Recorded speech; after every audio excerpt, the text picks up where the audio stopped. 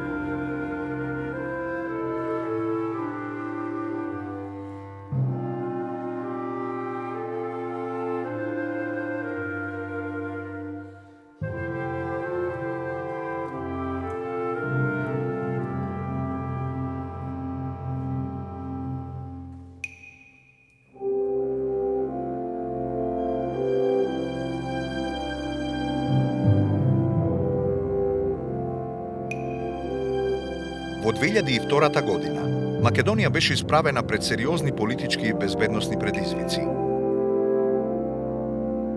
Заздравувањето на раните од конфликтот од 2001-та и враќањето на илјадниците раселени лица ќе се одвива исклучително тешко. За лицата кои бараат враќање, бараме обезбедување на соодветни услови за живење, што подразбира целосна реконструкција на живеалиштата, враќање на целокупната инфраструктура во претходната положба и гаранција на безбедноста на живењето во согласност со законите на Република Македонија и ратификуваните меѓународни договори. Като ми текне со 10 дена бега да изнесеш сега година, правеше на 28, ние на 8 избегав, точно 10 дена избегав. Овој ден ни е прв ден што се вративме, па изгледа денеска некој ќе остане, па некој што нема ниту кај да влезе во неговата куќа, ќе излезе од селото, а други ќе останат. Што да се врати? Мајкујцата ќе ни ја направат, а по куќбината не се седи само зидови срце, не се седи. Уште 20 година не може да се вратим кај смо бил. Со ослови, со тие стока што смо има, како смо живи порано.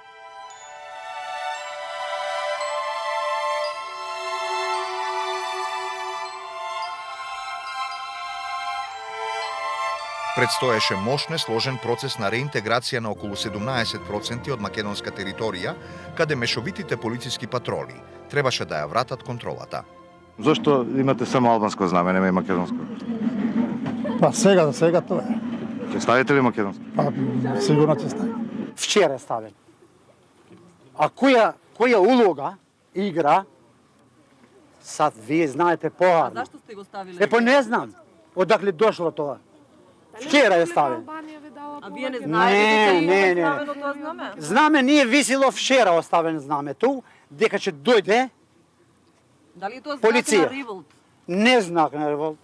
Република Македонија немаше, повеќе јасно беше дека контрола над целата територија, отпушнувајќи од Арачинова према Липково, во тој регион, натаму Тетово, на Кашипковица, тој дел исто така не се контролираше. Атмосферата се уште мирисеше на барот, политички гледано. Иако рамковниот договор беше потпишан и веќе беа воспоставени одредени нови односи. Клучно за стабилизирањето на земјата беше усвојувањето на законите кои што произлегуваа од рамковниот договор, што представуваше и главен предуслов за организирање на парламентарните избори. Водењето на постапката за промена на Уставот создаде конфликтна атмосфера. Тогашниот председател на Собранието ја забави постапката на усвојување на промените. Во еден дел дури и настана промени на содржината на Охридскиот рамковен договор во делот на преамбулата и делот на нормативниот дел кој ја уредуваше положбата на верските заедници. Меѓународната заедница беше во состојба на перманентна будност да не дозволи состојбите да излезат од контрола. NATO remains fully committed to helping with the re-entry process in the Teravo Valley villages and will continue to be part of that process. Залогот всушност беше регионалната стабилност. На Балканот му предстоеше исклучително сложен период.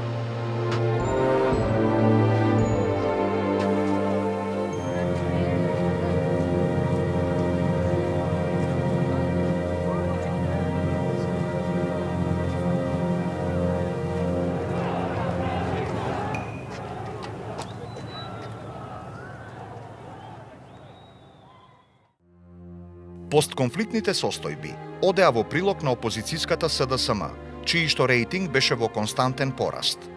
Со излезот од владата, СДСМ обезбеди комфорна позиција, очекувајќи дека со сопственото дистанцирање од одговорноста за конфликтот ќе може да продолжи со обвинувањата кон ВМРО ДПМНЕ во насока на придобивање на мнозинството од македонскиот електорат.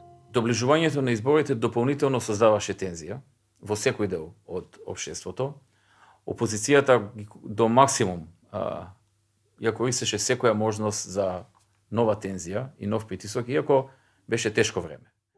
ВМРО ДПМНЕ пак, соочена со сигурен изборен неуспех во случај на предвремени избори, беше принудена да тактизира. ВМРО ДПМНЕ е за одржување на предвремени парламентарни избори. Но во секој случај ние треба да имаме ситуација во која што ќе се создадат неопходните услови за одржување на предвремени парламентарни избори. Ние во моментов имаме ситуација во која што во голем број на села, во голем дел од територијата не можат да влезат полицијата и армијата на Република Македонија, а воопшто да не зборуваме за некоја изборна комисија која што ќе спроведе фер и демократски избори. Тоа покрајната мощното пролонгирање на изборите ги вклучуваше и обвинувањата дека со излезот од широката коалиција, СДСМ всушност го обструирала процесот на усвојување на законите.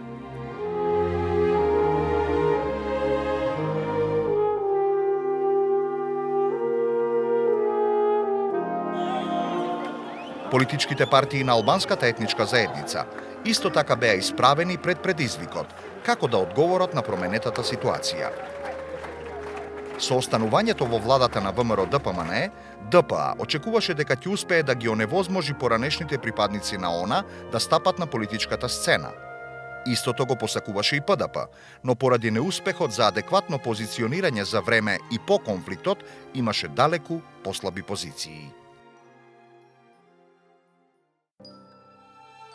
На 18 јануари оставка поднесе Доста Димовска, заменикот премиер и шеф на владиното координативно тело за справување со кризи. Таа го обвини премиерот Георгиевски за непридржување кон планот за враќање на мешовитата полиција во поранешните конфликтни региони. Сепак, оставката од ваквата важна функција не го доведе во прашање законот за локална самоуправа, кој беше изгласан во парламентот на 24 јануари. Наредниот ден, веднаш следеше реакцијата на Хавиер Солана, кој истапи со охрабрувачка вест дека е донесена одлука за започнување подготовки за донаторската конференција. Мислам во Лондон беше организирана за да и се обезбеди на Македонија помош во финансиски средства, некои грантови или некои леснителни кредити за да може да ги совлада последиците од војниот конфликт. Генералниот секретар на НАТО Џорџ Робертсон при посетата на Скопје на 7 февруари ги реафирмираше перспективите на Македонија за идно членство во Алијансата, отфрлајќи ги се погласните наводи за можна пролетна офанзива на АНА во Македонија. Посетата на председателот Трајковски на Соединетите држави на почетокот на февруари и средбите со високите представници на американската администрација покажа дека Македонија и натаму може да смета на поддршката на САД во напорите за стабилизирање на земјата. Трајковски воедно побара признавање од САД под уставното име и под директно вклучување на Вашингтон во изнаоѓањето решение за разликите меѓу Скопје и Атина во спорот околу името. Our country has a right to call what we call ourselves, and we do expect the recognition of our name by the constitutional name. Also, I do expect that this issue will be solved this year. And also I invite Secretary Powell to pay a visit soon to Macedonia, and also I encourage him to encourage other countries to follow the example of the Republic of Macedonia as a good way of making societies as their states as a multi-ethnic states. Фактот што уште во првите денови од јануари беше реализирана посетата на министерот за надворешни работи Слободан Чашуле на Атина, покажа дека разговорите со Грција околу спорот со уставното име добиваат на динамика. Јас отидов таму затоа што сметав дека мора да се воспостави комуникација со Грција по секоја цена, но не по цена на името. Значи по секоја цена за да се сочува името. И отидов и со Папандреу седнав и му реков дека од него како личност со политичко педигре и со политичка сила се очекува како премиер како министер за надворешни работи на земја членка на НАТО и на Европската унија да биде предводник во регионот, да биде шампион на интеграцијата. И дека за да тоа се оствори треба таа своја политичка проекција да ја реализира и преку Република Македонија. И седнавме да разговараме за тоа како би го елиминирале прашањето за името кое и ден денеска не се расчисти. И ние тогаш разговаравме за една комбинација на времената спогодба и меѓусебните комуникации со меѓународната јавност како трет елемент. Идејата беше, и не морам да признам, ја прифати Папандреу, да размениме писма со намери. Ние да кажеме дека нема да се противиме Грција да ни се обреќа на име кое ќе биде замена за референцата, а тие да прифатат дека ние не можеме да го смениме нашиот устав и да се откажеме при тоа историското име кое го има Република Македонија, кое е остварено како придобивка на победата над фашизмот со актите на Аснам. Љупчо Георгиевски имаше 98 година предлог кој денеска е прифатлив. Република Северна Македонија. Го изгореа одма предлогот, затоа што беше у време кога не беше за решавање, никој не беше заинтересиран да го реши. Истиот предлог кој денеска е прифатлив, тогаш не беше. Сакам да ви кажам, тоа беше период кога никој немаше да го решава спорот, зашто немаше зорт за решавање. Сега кога доаѓате пред НАТО и ЕУ, кај што имате интерес да влезете, сега ќе преговарате, не претходно. Зашто би преговарале претходно? Ако не влагаме у НАТО и ЕУ, никогаш не би преговарале. Зашто би преговарале? Би живееле со тоа Грција дека има проблем со тоа, други држави нема, никому ништо. Отидовме со председателот Трајковски во Вашингтон на средба со државниот секретар Колин Пауел. И тој не праша до кај сте. И сад Борис, за жал, затоа што тогаш веќе се наоѓаше во некаква чудна извитоперена кохабитација со собствената партија што го избра. Премиерот не го беше информирал за овие чекори што ги бев направил јас. И почна да зборува општо. И Павел, кој беше многу добар човек, меѓу другото, се уште е, фала Богу, и пријатели сме. Му рече, добро, во ред, председателе, јас ни соопштите контура и министерот да каже сега на практичен план што е направено. Јас му кажам, ова што ви го кажав сега, дека со Папандреу сме на пат да го направиме. Тоа писмата беа готови, требаше само да се подпишат. На излегување, председателот Трајковски забрза чекот, бидејќи беше поголем од мене, јас требаше да трчам по него за да излеземе надвор. И стаса пред новинарите, пред мене, рече до крајот на годината ќе го решиме прашањето за името. Мене ме фати треска. Не.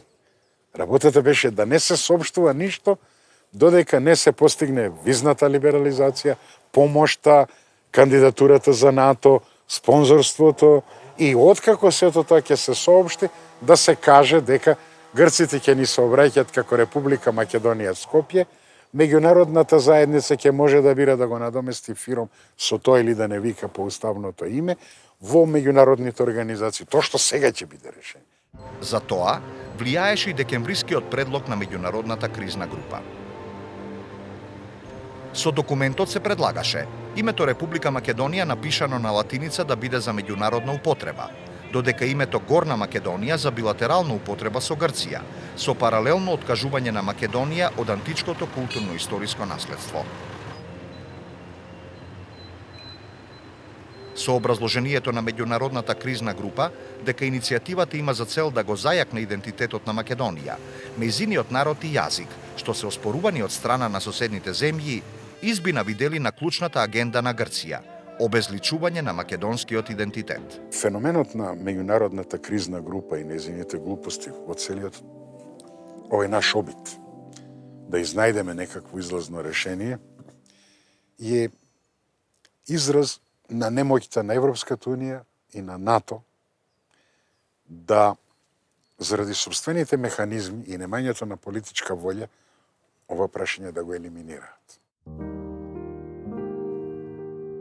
За меѓународната заедница приоритетно беше стабилизирањето на Македонија, поради што притисокот не беше насочен кон компромис со Грција, туку кон усвојувањето на клучните закони од рамковниот договор.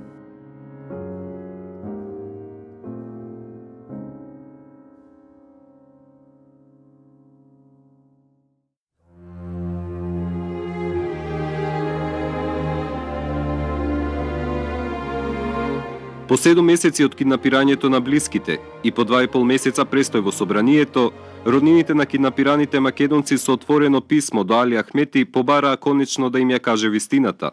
Имајќи во предвид дека вие за сето свое време на конфликтот во Република Македонија бевте на највисокото место во хиерархијата на ОНА, сметаме дека сигурно имате податоци за тоа каде се наоѓаат нашите најблиски. Македонскиот блок политички партии Сдружениот Тетово застана за ваквиот потек на роднините на киднапираните лица, но и со став дека за законот за амнестија не треба да има никакви расправи се додека не се дознае судбината на 12 киднапирани. Кој е тој парламент? И дали има тој морално право и кредибилитет избран од народот да расправа за таков еден закон без да ја знаеме ова судбина? Навистина ова е измачување на целата и понижување на нас како македонска јавност, да се разбереме. И ние сме за тоа. 2 месеца седимо, ништо не знаеме. Они дава амнестија. На 7 март, парламентот го изгласа долго очекуваниот закон за амнестија на поранешните припадници на ОНА. ВМРО-ДПМН оцени дека со законот се дава шанса на мирот, додека расформираната ОНА го карактеризира како крупен чекор во реализирањето на мировниот процес.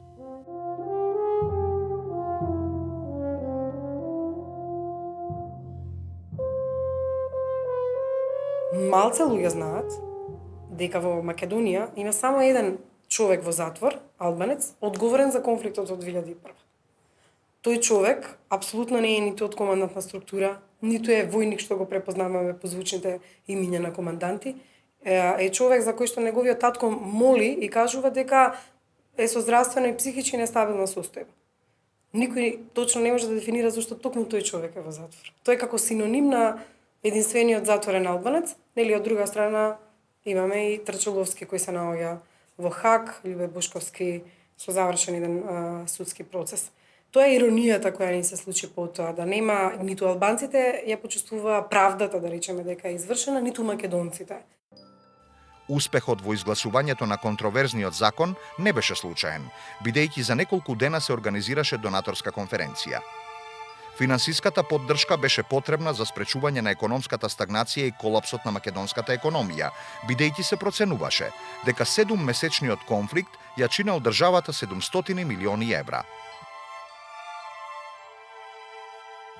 Успехот на конференцијата ги надмина очекувањата, со одобрен пакет финансиска помош од 515 милиони долари, од кои 275 милиони долари за поддршка на макроекономската стабилност. На почетокот да изразам големата благодарност од името на владата на Република Македонија и од името на граѓаните на Република Македонија за навистина несебичната поддршка што денеска донаторската заедница ја даде на Република Македонија преку одобрување на средства повеќе отколку што и очекувавме и кои што средства треба да допринесат за враќање на земјата во колосекот во кој што беше тргната на почетокот на 2000 година, кога спроведе голема група на економски реформи и кога работите тргнаа во вистински правец. Таму се набележи околу 500 милиони долари таа помош што требаше да биде дадена. Колку што знам, таа не е во целост остварена, но делумно е остварена и многу има значење на обезбедување стабилноста во државата.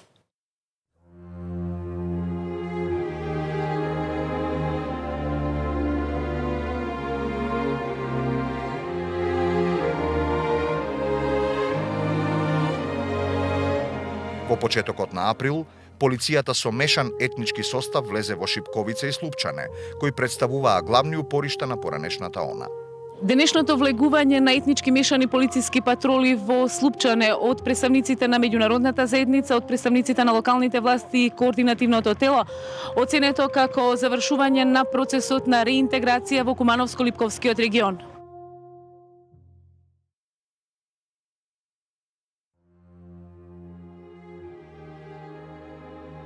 На политичката сцена настапи меѓуалбанската пресметка за подобро позиционирање кај електоратот. Иницијативата на Али Ахмети за формирање на Сеалбански политички совет, во кој кон крајот на февруари влегоа и ДПА, ПДП и НДП, наместо да обезбеди единство и консолидација во реализацијата на агендата околу рамковниот договор, се претвори во арена за меѓуалбански политички судир. Она што мислам дека представува опасност и кое што предизвика и најголем број на вознемирување и реакции во јавноста е дали ова тело или овој совет има амбиции или претензии да се формира како некоја паралелна институција во Република Македонија, што би било апсолутно неприфатливо и што би било апсолутно спротивно на духот и на словото на рамковниот договор на кој што се повикува овој совет. Вооружената пресметка помеѓу АНА и поранешната ОНА околу седиштето на Координативниот совет во тетовското село Мала Речица на 25 март ја покажа и другата димензија на судирот. Во исклучително остар тон, во својство на председател на Координативниот совет, Али Ахмети изјави дека нападот го извршиле познати криминалци и убијци на албанското битие. Една недела подоцна следеше нов вооружен инцидент, овој пат насочен против ДПА. Околу 1 час од ноќеска имаше силни пукотници, експлозија имаше митралески и стрели. Само видовме две-три коле побегнаа надолу и тоа. Какви коли бе? Па црни бе. След пукањето побегнаа? Не, уште пукај.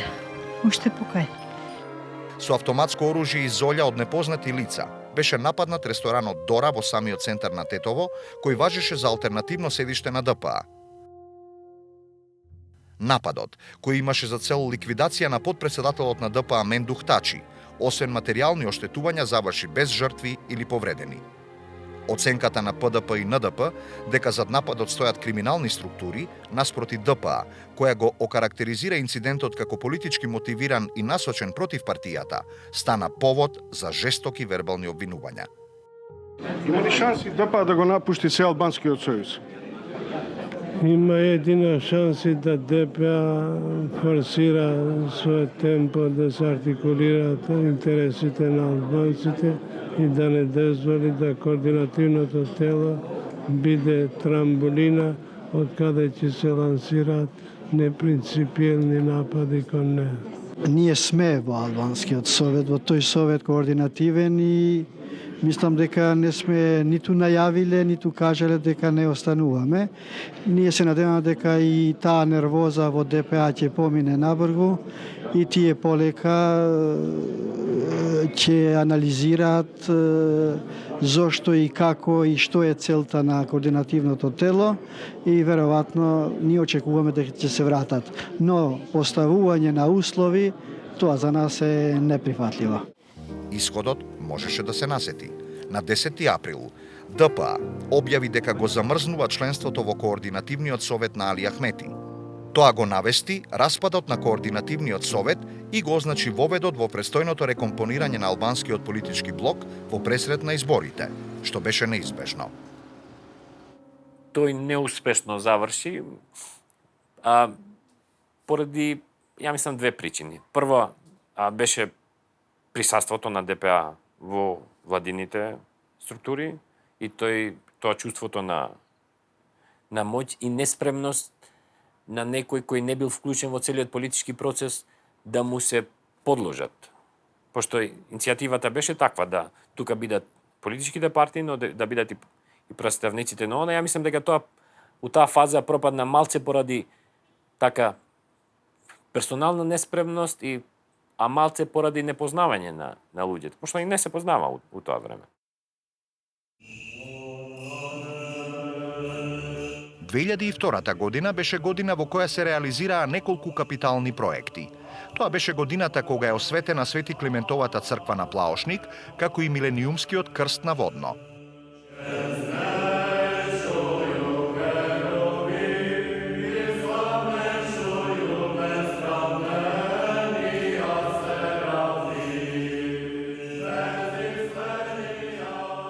Весели сме, радосни, оти ќе се отвори нова црква на Свети Климент и Пантелеймон. Тоа е државна убавина на државата, празни, свечено, да прославиме сите заедничко цела Македонија.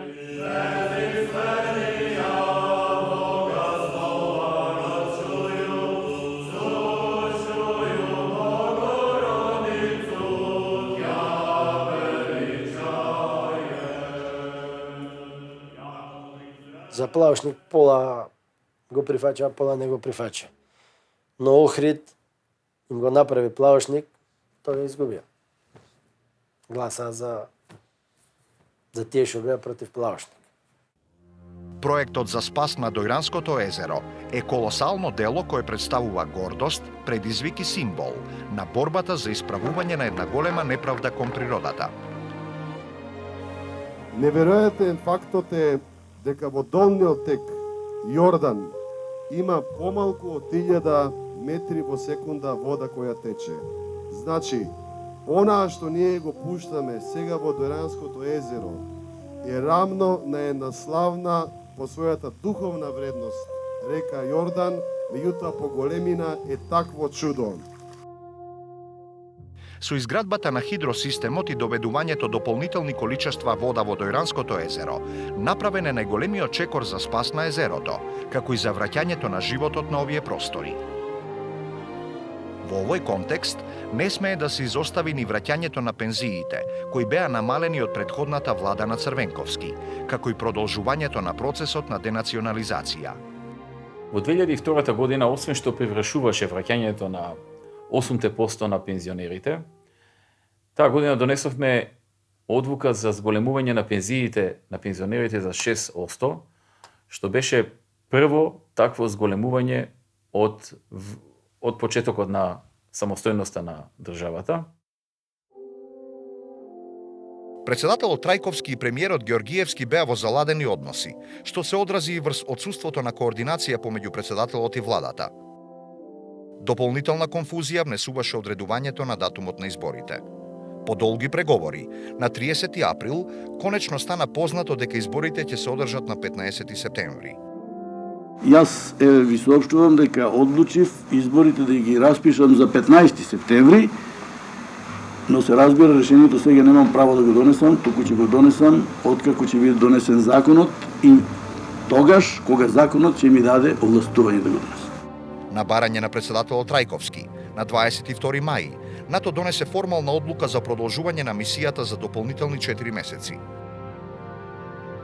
Тоа, како и ветото на цивилниот администратор на Обединетите нации на Косово Михаел Штајнер, со кое се поништи резолуцијата на Косовското собрание за оспорување на пограничниот договор меѓу Македонија и Сојузна република Југославија, требаше да обезбеди гаранција за стабилност и безбедност на земјата. Господин Штајнер потпиша една одлука, би рекол, каде што практички ова резолуција на временното Косовско собрание ја прогласи за ништовна и документ кој не произведел правно дејство.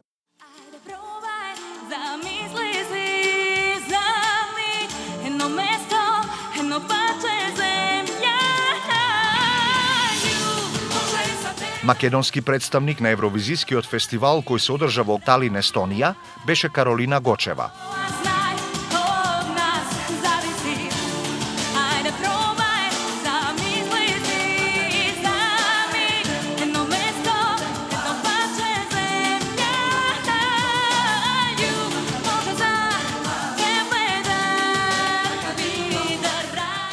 И покрај одличниот настап, на крајот, Каролина се пласираше само на 19-тото место. Предлогот на Георгиевски за заедничко коалицирање со Црвенковски во западниот дел од државата беше исклучиво од тактичка природа. Ова е отворена понуда на Социјалдемократскиот сојуз и се надеваме дека СДСМ за доброто на Република Македонија позитивно ќе одговори на оваа наша понуда.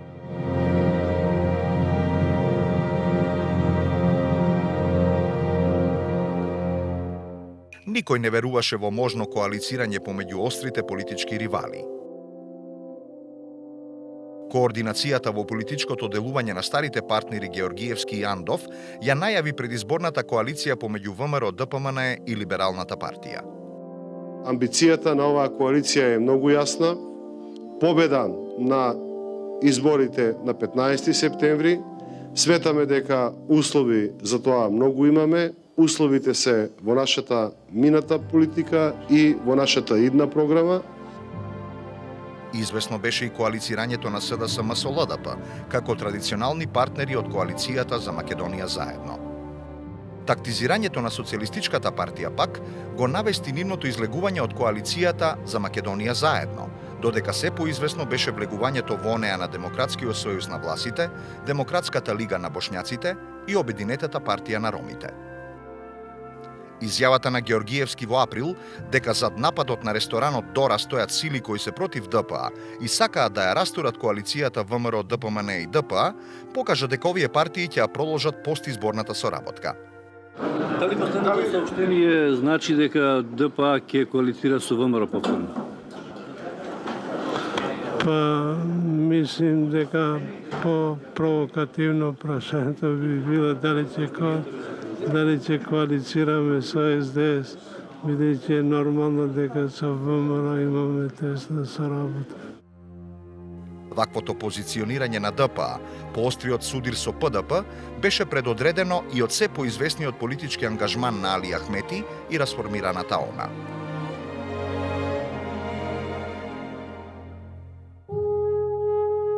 На 27 мај конечно се случи тоа што сите го очекуваа. Ахмети и официјално ја објави иницијативата за формирање на новата политичка партија. Во иницијативниот одбор покрај Ахмети влезе и поранешниот воен лидер на ОНА Гзимо Стрени, како и поранешни команданти, политичари и интелектуалци.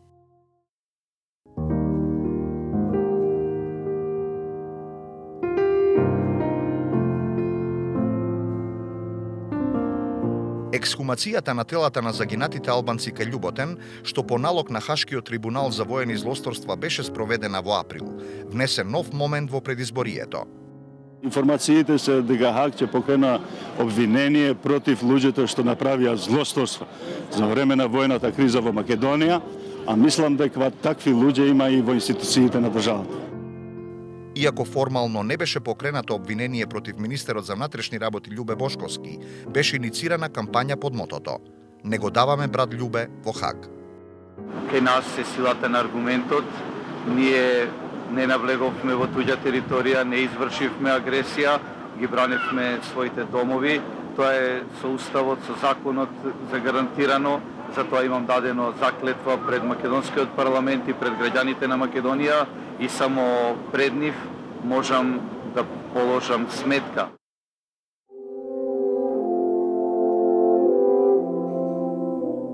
Предизборната кампања очекувано помина во знакот на меѓусебните обвинувања и популистички ветувања.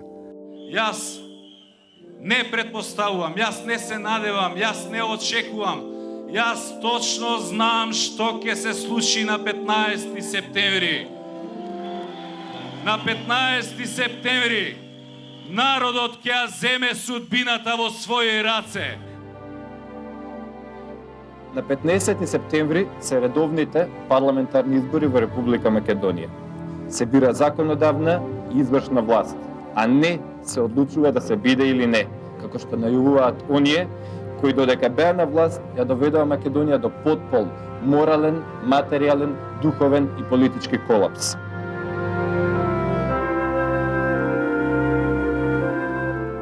Ние ќе респектираме волјата на граѓаните, а од друга страна остануваме и на тезата дека не само за Али Ахметов, туку за било која личност која што била директно инволвирана во конфликтот минатата година, дека исто така ќе нема место во извршната власт во Република Македонија. Токму Социјалдемократскиот сојуз на Македонија беше главниот промотор на рамковниот договор и беше главниот промотор на амнестијата која што им беше дадена на терористите. СДСМ и лидерот на СДСМ Бранко Црвенковски беа тие кои што велеа дека во рамковниот договор не треба да се смени ниту запирка и дека час поскоро треба да биде усвоен. СДСМ имаше значително поголем маневарски простор за анимирање на поддршката од македонскиот електорат. Со обвинувањата на адреса на ВМРО ДПМН за неадекватниот одговор на конфликтот од 2001-та, СДСМ настојуваше да се дистанцира од одговорноста, представувајќи го својот влез во широката коалиција како своевиден спас за Македонија. Тие што мислат дека ова го правам и во ова учествувам заради власт, се лажат. Мојот мотив е многу посилен, многу поголем за мене, многу поважен. Имам две деца што ми се најскапото и највредното на светот. Не ми е сеедно во каква држава ќе живеат. Не ми е сеедно каков живот ќе живеат. Не ми е сеедно дали ќе се гордеат со народот на кој припаѓаат или цел живот ќе одат со наведнати глави, понижени и посрамотени. Опозицијата излезе со неразумни ветувања кон граѓаните, но тоа беше период кога граѓаните го прифаќаат. Тогашниот лидер на опозицијата Бранко Црвенковски излезе со тезата дека ќе вработи по еден член од секое семејство во Република Македонија. Во сите тие анализи се покажува дека кај граѓаните има една константа од првиот ден до денешниот ден, дека имаат рационални економски очекувања. Меѓутоа, на база на рационални економски очекувања доаѓаат политички актери кои ветуваат. Македонија во која ќе нема ниту едно семејство без барем еден редовно вработен. Тоа беше катастрофа. Значи, едно од најголемите неостварени ветувања во историјата на Република Македонија, би рекол, лага на деценијата. Може би повеќе од една деценија. Најголема. Не се сеќавам на некоја поголема лага на политичар во овие 20 години од она на Бранко Црвенковски дека ќе вработи по еден во секое семејство. Кај албанскиот политички блок, ДУИ и ДПА не се разликуваа многу во предизборната кампања. ДУИ имаше далеку поповолна позиција, бидејќи можеше не само да ги потенцира своите заслуги во борбата за правата на албанците, туку и да ја обвини ДПА за влошената економска положба на оваа етничка заедница. На ДПА и преостана со радикализирање на реториката и вклучување на поранешните команданти на она во избирачките списоци да се обиде да и парира на ДУИ. Луѓето што доаѓаат во ДПА ги скинаа униформите, војни униформи и стана политичари. Мислам дека сме во позитивен процес. Од друга страна, неуспехот на ПДП да издействуваат коалицирање со ДУИ ги остави на маргините на политичките настани, исто како и НДП. ПДП беше до моментот на појавување на Демократската унија за интеграција најмоćната и најсилната политичка партија меѓу албанците. Иако ДПА во периодот 2008-2000 беше сама на влада, она никогаш, тоа треба да се потенцира, дека абсолютно никогаш како партија нема добиено избори меѓу албанците. Големи превирања се случија во Македонската православна црква, предизвикани по усогласувањето на текстот на нацртот на така наречената Нишка спогодба за воспоставување црковно единство меѓу Српската православна црква и Македонската православна црква од 17 мај, со кој се предвидуваше автокефалноста на Македонската православна црква да се сведе на автономија, а името да се промени во Охридска архиепископија. Кога виде одредени ретроградни структури во Србија, дека не можат така лесно да го оспорат она што еден ден ќе биде признаено од сите. Прво, дека Српската црква е ќерка на на Охридската архиепископија и дека асимилацијата на Македонската црква во Српската подоцна е политичко прашање на Отоманското царство и подосна на југословенската политика.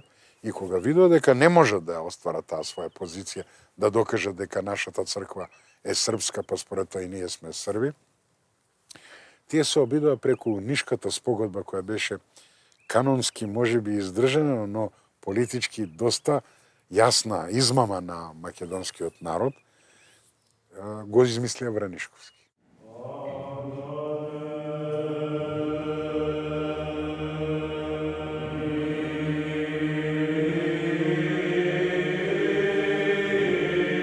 Митрополитот Јован Вранишковски објави дека ја отцепува белешко по Вардарската епархија од Македонската православна црква и стапува во екуменско единство со Српската православна црква. Не ни треба таков владика у Велес, да ни ја продаат црквата. На 8 јули следеше одлуката на Синодот на Македонската православна црква за расчинување на Јован Вранишковски. Македонската православна црква, Светиот архиерейски синод, ја донесе конечно вистинската и праведна одлука во вистинскиот момент да се разреши владиката Јован и да биде испратен. Денес дојдов на овој чин заради тоа што ова е крај на владиката Јован во Велешката епархија и не сакав да го испуштам. Ние и ден денеска со тој човек имаме проблеми, а тој се придружи кон ова не од убедување, туку затоа што во својата, како владика, во својата епархија имаше крупни проблеми за кои мораше потоа да одговара кривично. По големите реакции на македонската јавност, нацртот на Нишката спогодба едногласно беше отфрлен од Синодот на Македонската православна црква на 6 јуни 2002 година. Состојбите околу Македонската православна црква, посебно настојувањата за промена на името во Охридска архиепископија, покажаа дека Грција не остана настрана од настаните во Македонија.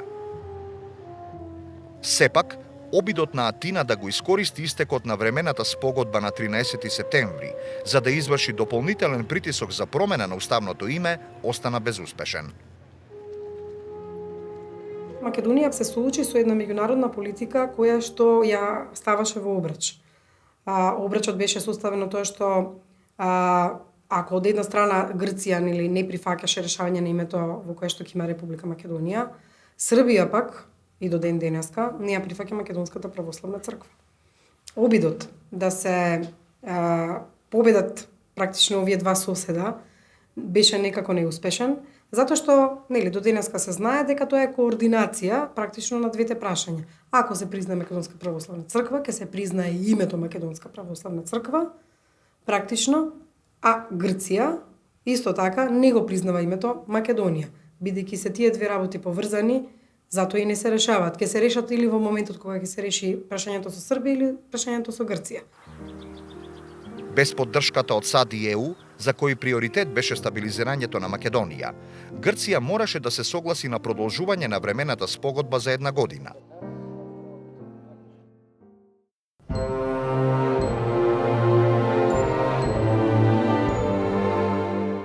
Со наближувањето на датумот на изборите се вжештија и меѓуетничките тензии.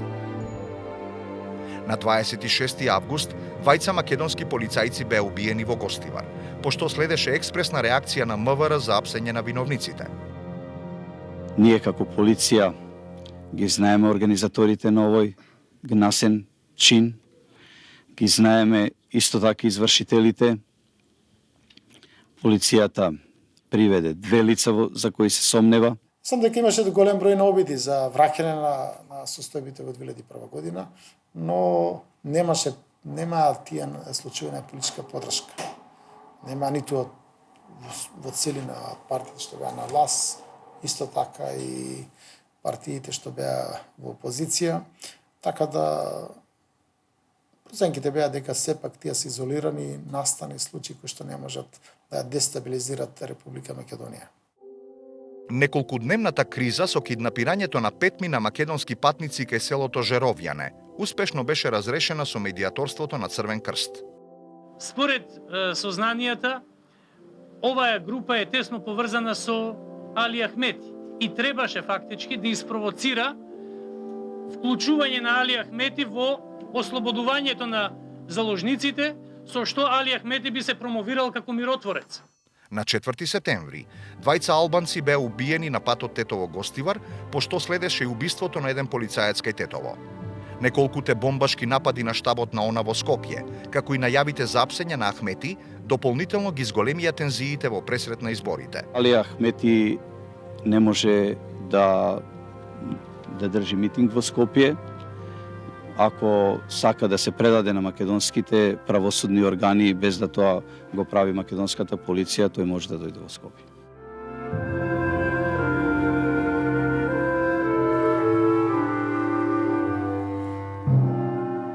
Мобилизирањето на меѓународната заедница беше очекувано. Хавиер Солана, на средбите со државниот врв и лидерите на политичките партии, повика на помирување и толеранција.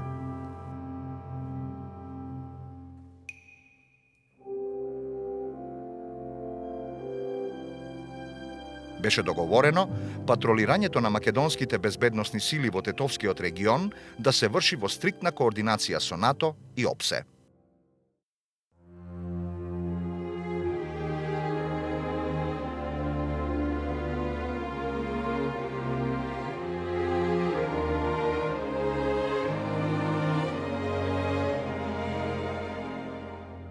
Денеска изутрина околу 4 часот во местноста Раштански Лозија, 7 члена вооружена група извршила напад врз полициска патрола. Групата, превезувана со комби, се движела од север од Љуботен спрема Скопје. Вооружената група од полициската патрола била предупредена да застане, но бидејќи отвориле оган од автоматско оружје врз полицијата, во оружената престрелка 7 се уште неидентификувани лица биле усмртени. Во тек се мерки за утврдување на идентитетот на усмртените лица, а првичните сознанија на МВР укажуваат дека се работи за странски државјани, најверојатно од Пакистан. Па нашите првични сознанија, секако и на претходната веќе откриена терористичка група, напади на значајни објекти, на странски дипломати, најверојатно од Соединетите Американски држави, Германија, Англија, оние кои се отворено вклучени како и Република Македонија во борбата против глобалниот тероризам.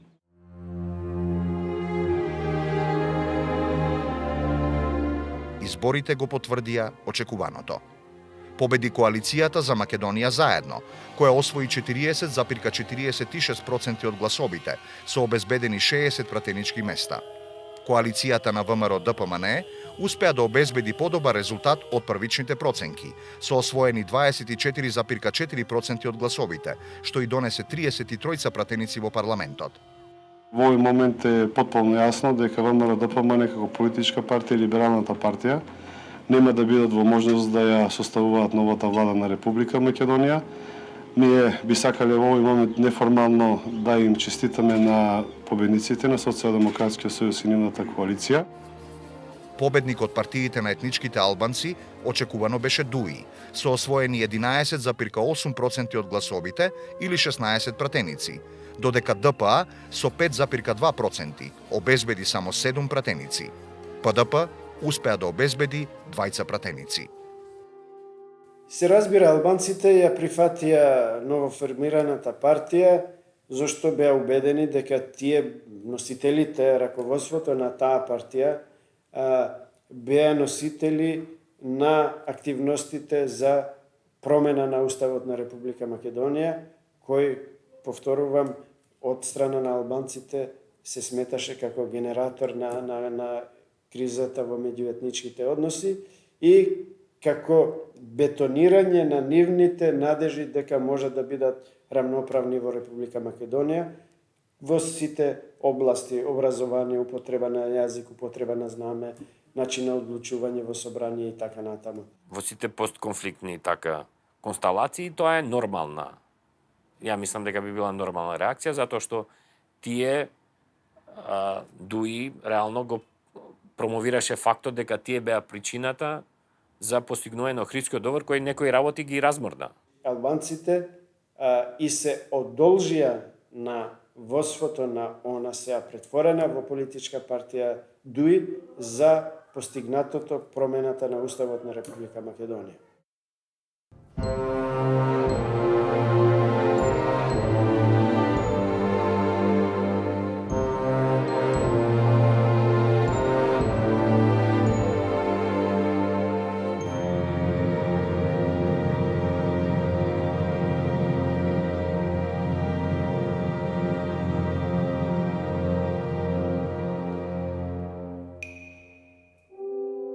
многу јак тресок. Многу и одма знаевме дека е нешто бомба. Конститутивната седница на новиот парламент на 3 октомври се одржа во тензична атмосфера, откако беше фрлена бомба врз парламентот, што беше проследено со протести на роднините на убиените, киднапираните и исчезнатите од конфликтот. Али Ахмети не беше присутен на седницата, поради опасноста неговото појавување да не предизвика револт кај македонците. Господинот Ахмети ќе дојде во собрание на Република Македонија, меѓутоа Кога ќе дојде? Па ќе дојде од наредните седници, сигурно ќе биде присутен. Победата на Дуи кај албанскиот електорат ја правеше оваа партија единствена алтернатива за одржлива коалициска влада. Меѓутоа, Црвенковски требаше да го погази зборот за некоалицирање со Дуи, што и се случи.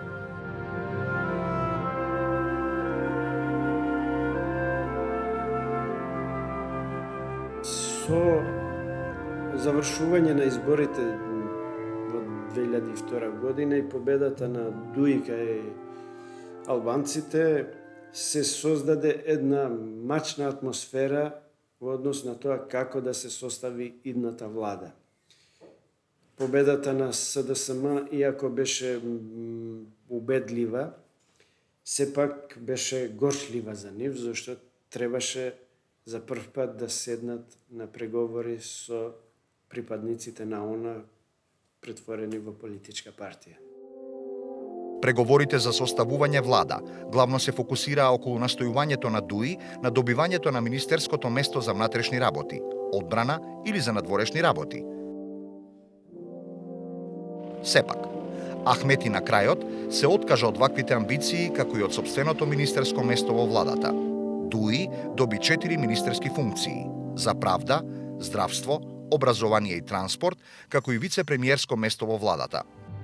Се разбира дека тие преговори одеа многу тешко со една затегната атмосфера, меѓутоа сепак тогашниот СДСМ остана на ставот дека сепак победничката партија кај албанците треба да биде учесник во креирањето на идната влада на Република Македонија.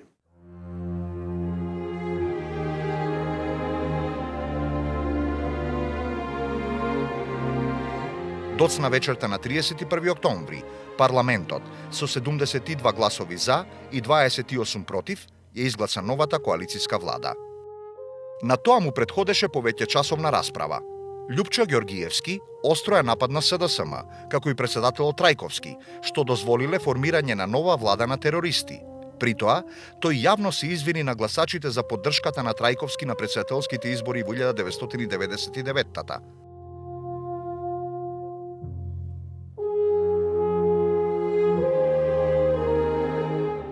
Во своето експозе, новиот премиер Црвенковски го истакна албанскиот придонес за заедничката држава со македонците, како клучен фактор за иднината на Македонија.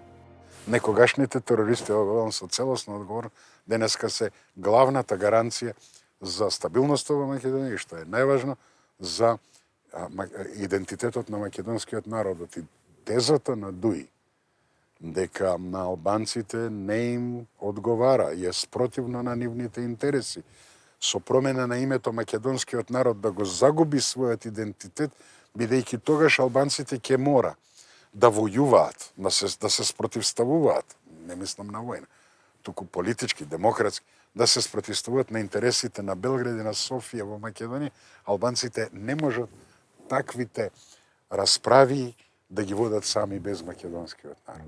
Меѓутоа, новата влада беше исправена пред сериозен тест. Црвенковски беше свесен дека нема да може премногу да тактизира и дека ќе мора да направи сериозни отстапки на Дуи. Главниот предизвик беше имплементацијата на изгласаните закони од рамковниот договор. Спроведувањето на пописот на населението по периодот од 1 до 15 ноември представуваше знак за враќањето кон нормализација, иако беше сосема известно дека истиот од самиот старт ќе биде оспорен. Следеше пописот, еден сложен процес. Во секоја нормална држава тоа е само техничка операција, но не и кај нас, за жал, затоа што се сведе на бројки со рамковниот договор. албанците, иако претендираат да станат државотворен народ, таму фигурираат како 20%. Како население што е над 20% и пописот е крајно ispolitизиран во Македонија само поради тие бројки.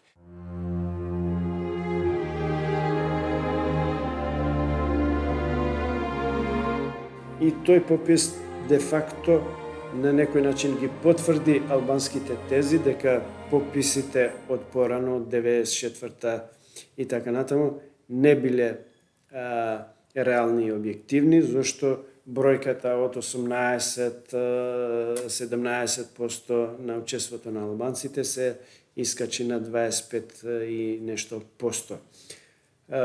Процес кој на некој начин полека создаваше една форма на институционализирање на Охридскиот рамковен договор, преточен сега во уставни одредби, спроведување на устав, разоружување на она, одржување на предвремени парламентарни избори и така натаму.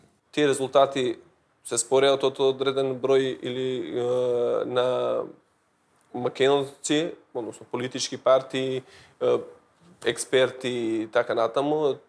Истото се случуваше и меѓу албанската јавност. И тие, од друга страна, не се согласуваа со таа бројка. Тие сметаа пак дека нивниот број е многу поголем отколку што покажува Државната пописна комисија. На 19 октомври 2002 година, додека играше кошарка со своите пријатели во Тетово, беше убиен 18-годишниот матурант Ванчо Јосифовски. Овој настан длабоко ја вознемири јавноста. По тој повод, Средношколската унија на Македонија на 23 октомври организираше марш за запирање на насилството и осуда на убиството во повеќе градови низ државата. Сакаме да сочувствуваме со семејството на загинатиот, знаеме дека тоа не им вреди многу, меѓутоа е многу повеќе искрено од срце за разлика од она сочувство на претседателот и останати. Со повеќе од 30.000 учесници, тоа беше најмасовен граѓански собир. Владината коалиција помеѓу СДСМ и ДУИ беше најпосакуваната опција кај меѓународната заедница. Вклучувањето на поранешните борци на ООН во владата имаше ризици, но ветуваше најбрза стабилизација и меѓуетничко помирување. Токму на тоа настојува САД и ЕУ во напорите за одржување на стабилноста на Балканот. Со стабилизирањето на Македонија, тие можеа да се фокусираат кон реализирањето на најчувствителното прашање на Балканот, регулирањето на статусот на Косово, чија што независност стануваше се поизвестна. Очигледно дека меѓународната заедница направи пресврт во Македонија по два основа. Успеа да направи историски договор за Македонија во однос на решавање на албанските прашања. Втората работа што ја направи е да не се даде можност повторно на истата коалиција на Георгиевски и на ДП да победи на изборите. Запознавањето на Бранко Црвенковски со Ахмети и практично, според мене, убедена сум, наложувањето да се создаде една нова влада, беше исто така резултат на меѓународната заедница и на тоа како треба. Беа веројатно убедени дека тие што се бореле за Охридскиот договор треба да го спроведат Охридскиот договор. Меѓународната заедница си спаси образ. ДПА ја симна власта и нема никогаш да се врати вака како продолжи. ВМРО преживеа страшна криза, ама од неја излезе, од движење стана партија, значи успеа да извлече позитивни придобивки за себе си. На 30 септември 2002 година е откриена гробница со гробни прилози од разновиден материјал, кои датираат од 5-тиот век пред нашата ера. Меѓу нив најзначајни се златната посмртна маска и златната ракавица со златен прстен. Ова епохално откритие на македонската археологија дава дополнителна научна светлина во разјаснувањето на надалеку прочуената некропола, Требеништа во близина на Охрид.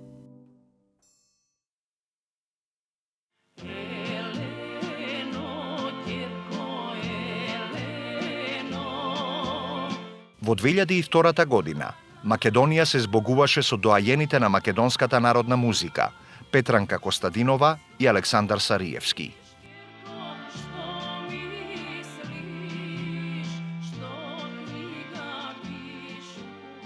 Јас можам исто да кажам за македонските доаени наши, кои не се меѓу живите сега, kao što je jedan Nikola Badev, kao što je Vaska Ilijeva, Dobre Stavrevski, od tije koji su umreni, Sarijevski,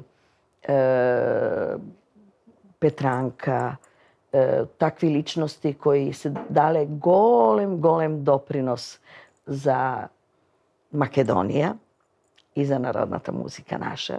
Преку музиката, устари, се знае еден народ. Нерешените 2:2 од Саутемптон во квалификациите за Европското првенство 2004-та може би и немаа големо резултатско значење за македонската фудбалска репрезентација, но за секаков респект беше она што го прикажаа нашите играчи. Сонот да се надигра тимот составен од суперзвезди како Бекам, Джерард, Овен и Сколс, таа вечер стана реалност. Незаборавниот погодок на Артим Шакири постигна директно од корнер, уште долго време ќе ги грее срцата на македонските фудбалски набивачи. Шакири гол! Гол! Годи репрезентацијата на Македонија! Како фрезантен удар! Ова беше вистинска уметност! Шакири во 11-та минута, чуден душ на стадионот Сент Мерис! Води репрезентацијата на Македонија Ериксон. Не знам што мисли сега. Навистина ова беше прекрасен момент за нас македонците овде. Погледнете како гол на Шакири. Срца една молитва. Македонија навива за... Оваа година ќе биде запаметена и по најголемиот спортски успех. Триумфот на женскиот ракометен клуб Кометал Ѓорче Петров во Лигата на шампионите, кој по 2000-та година повторно се најде во финалето. Македонија беше обземена од славеничката атмосфера. Победата на Кометал ги врати насмевките на лицата на македонските граѓани, на кои вербата во сопствените потенцијали и потенцијалите на својата држава им беше неопходна во овие тешки времиња. За прв пат и ние во нешто бевме најдобри во Европа. Имавме група, да ви кажам, ја на некои утакмици, на некои надпревари ден денеска не се сеќавам како кроз магла беа. Се сеќавам дека у Шпанија ми вика дека изигравме 15 разлика водевме против и у Полска и во Шпанија. Се гледаше веќе тогаш дека ние таа година ќе направиме нешто. Сега дали пак ќе дојдеме до финале или ќе го освоиме, ма се гледаше, бевме стварно тим, бевме како една целина. Ние не бевме само екипа, него ние бевме како фамилија. Јас сум љубител на спортот и секој вид на спорт јас го поддржував. Не е тоа само ракометот, и одбојката тогаш ги поддржувавме. Тогаш студент кометал беше, потоа влеговме исто така и во фудбалот, така да љубител сум воопшто на спортот и афирмација на спортот во Република Македонија. Меѓутоа, ракометот се покажа како еден најпрогресивен дел во кој што најголем ентузијазам се покажа, во кој што дури нацијата, народот се истовети буквално со клубот, со Ѓорче Петров. И навистина тоа беше поттик и за мене како спонзор и за целиот клуб да направиме чекор повеќе. 33 секунди остануваат до крајот. Еден гол го води Кометал во финалето. Успешно одиграна одбрана. Значи финале за Ларвик. Сето тоа во само 33 секунди. Будимир. Бујанова, кој ќе ја преземе одговорноста. Будимир. Бара позиција, бие и гол! Се бодрат меѓу себе нашите ракометарки.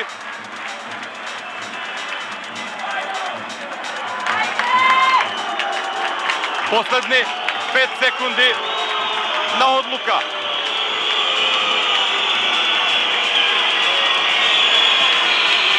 Разбирливо. Подлабока зона и не може да се одигра. Топка во аут, минува времето. Крај на мечот, Кометал е во големото финале. Повтор пат во историјата на клубот. Значи, тоа е долг процес, додека се створи тим, додека се направи име во Европа, додека влеземе во структурите на Европската ракометна федерација, додека воспоставиме комуникација и додека направиме систем како да се дојде до титула. Феноменална атмосфера, нема да биде поинаку во текот на сите 60 минути. Касатовиќ обид да мине со страуба и гол! Речисти и идентичен почеток како да нас преварат со Ларвик. Знам, Луминица влегуваше во соба кај мене, вришташе, скокаше, ваljda таа енергија, сила да негде да ја потроши. Кога искочивме, кога тргнавме со автобус према салата, не можам да опишам тие. Сите седевме, секоја за себе нешто мислеше. Не знам кој знае која, што само седевме погнати глави. Кога влеговме во салата, веќе беше полно пред 2-3 сата се наполни. Знаевме дека мораме, дека од тука не смеме да излеземе ако не победиме.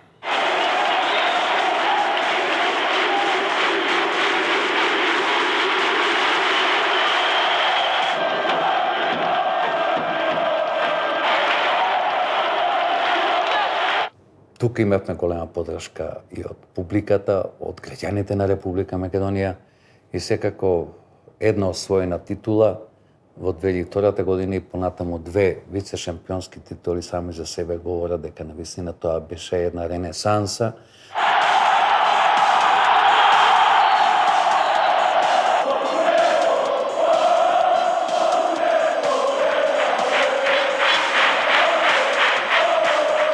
Таа еуфорија, тие луѓе, тие, значи, погледи, тоа не може да се опише. Тоа е стварно големо чувство кој и сега ме тера на возбуда, не да на плачење, валјда од среќа можда. Ретко кој може такво нешто да доживе и сега еве после 9,5 години, следна година е 10 години од освајање на Лига шампиона, пак имат чувства, пак е тоа. И се сеќавам и Шрауба кога беше, сите луѓе ме зауставиле, прашаат како беше, дали вежбаше. Све е тоа спонтанно. Напад на Кометал, Бујанова, ка Стратовиќ, тешко се доѓа сега у позиција да се бие Калиниченко, повторно ка Стратовиќ, Платон добро блокирана, ка Стратовиќ! Ова име говори се, ова вреди да се види, 9-ти погодок, ова не го може секој. Кога не знаеш што ќе правиш од топка, шутни на го. Кога не знаеш што ќе направиш, кога веќе е конфузно, кога нема ситуација, така требало да биде, веројатно. Значи, треба да бидеш и добро. Не може да кажеш така требало. Треба да имаш и моментот. Јас знаев што сакам, ама така се направи да тоа биде стварно еврого.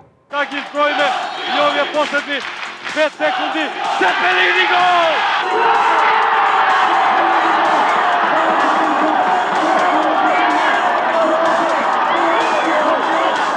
После тоа, кога заврши надпревар, кога емоции, кога искочија сите луѓе на теренот, кога почна и трубачи, не знам, сите бе, ја не знам, се и се што имаше тамо. Ние отидовме во соблекувална, после имаше доделување, знаеме дека ни кажува, почна дождот тогаш, на плоштад никој не сакаше да се тргне. 2 сата не чека, пошто ние моравме после надпревар доделување на медали, на медалите. Значи, тоа све беше 2 сата, луѓето чека, 2 сата не чека на плоштадот. Почна дождот да врне. Ние кога дојдовме, мислам што да ви кажам, еуфорија. Не можам, и се плаче од возбуда.